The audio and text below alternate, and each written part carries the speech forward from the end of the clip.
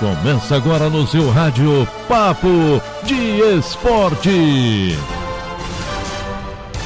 Vamos juntos nessa quinta-feira. Começo falando sobre a eliminação do Vasco na Copa do Brasil. O Botafogo avança e está nas oitavas de final. Após vencer o primeiro jogo por 1-0, o time alvinegro empatou em 0-0 com o Vasco na Colina Histórica pelo jogo de volta da quarta fase e garantiu a classificação. Com isso, o Botafogo garantiu uma bolada de dinheiro. A premiação para os times que avançam para as oitavas de final da Copa do Brasil é de 2,6 milhões de reais. Com a necessidade de marcar para levar o confronto pelo menos para os pênaltis, o Vasco foi com tudo para cima do Botafogo no final do jogo. Após Andrei sofrer falta pela direita, aos 50 minutos, até o goleiro Fernando Miguel foi para a área para tentar o gol, que acabou não saindo. O problema do Vasco foi no restante da partida. Um time que parecia que não precisava do gol, tocando bola lateralmente, demorando demais para ir para o ataque. E por isso, talvez, a eliminação tenha acontecido.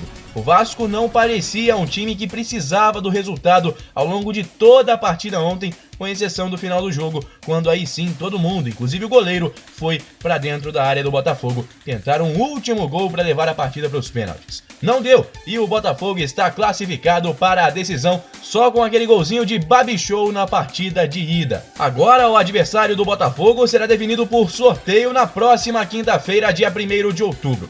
Vale lembrar que a próxima fase da Copa do Brasil tem a participação dos times brasileiros que disputam a Libertadores da América. As duas equipes voltam a campo no final de semana, já pelo Brasileirão. Olha, no outro clássico, o Grenal deu Grêmio mais uma vez. Se há alguém por ser saudado após o segundo Grenal da Libertadores nesta quarta-feira, esse alguém é Renato Portaluppi. A vitória do Grêmio por 1-0 sobre o maior rival é a resposta e o argumento para o treinador acabar com a pressão sobre ele, ganhar novamente a torcida e carimbar as mudanças na equipe.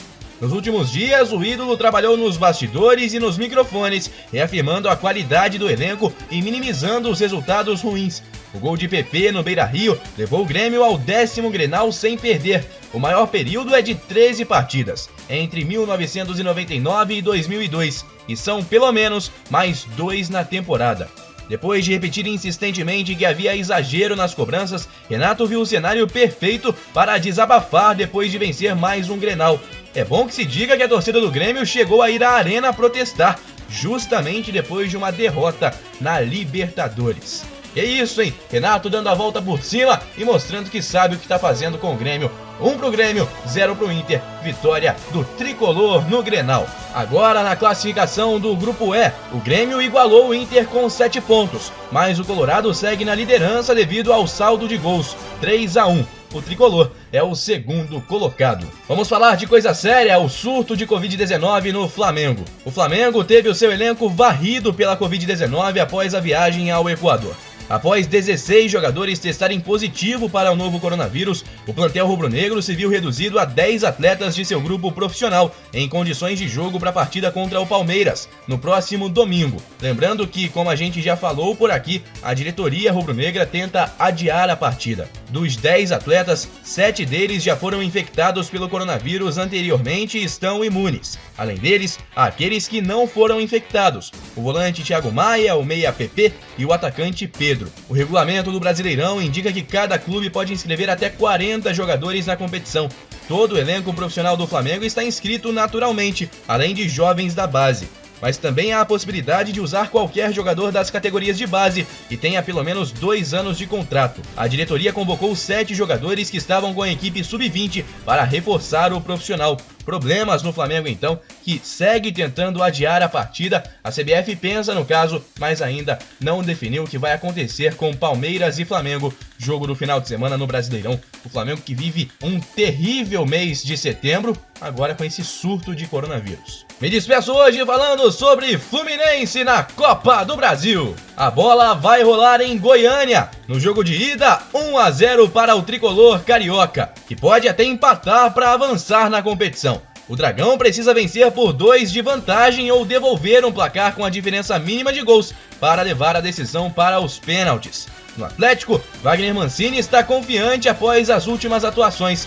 No último sábado, pela Série A, o Dragão perdeu por 4-3, é verdade, mas jogou muito bem. Apesar da fase não ser boa em termos ofensivos, o Fluminense viajou para Goiânia confiante em buscar a classificação e encerrar um jejum de 5 anos sem eliminar times da Série A na Copa do Brasil.